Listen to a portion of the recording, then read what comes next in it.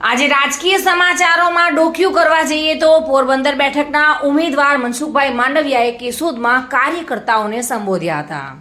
કેશોદ ખાતે આજે પોરબંદર બેઠકના ભાજપના ઉમેદવાર મનસુખભાઈ માંડવિયાનો પ્રવાસ કાર્યક્રમ અંતર્ગત એક કાર્યકર્તા સંમેલન ઔદિત્ય બ્રાહ્મણ બોર્ડિંગ ખાતે બપોરના 4:30 વાગે યોજવામાં આવ્યો હતો. આ કાર્યક્રમમાં મોટી સંખ્યામાં તાલુકા અને શહેરના કાર્યકરો ઉપસ્થિત રહ્યા હતા અને મનસુખભાઈ માંડવિયાના કાર્યકરો ભવ્યાતિ ભવ્ય સન્માન કર્યું હતું. આ તકે મોટી સંખ્યામાં ઉપસ્થિત કાર્યકર્તાઓએ સંબોધન કરતા પોરબંદર બેઠકના ભાજપના ઉમેદવાર મનસુખભાઈ માંડવિયાએ જણાવ્યું હતું કે આ વિસ્તારમાં દરેક કાર્યકર સાથે છેલ્લા ઘણા સમયથી સંપર્કમાં છું અને મને મારા કામ અને મારા સ્વભાવથી લોકો મને સારી રીતે ઓળખે છે.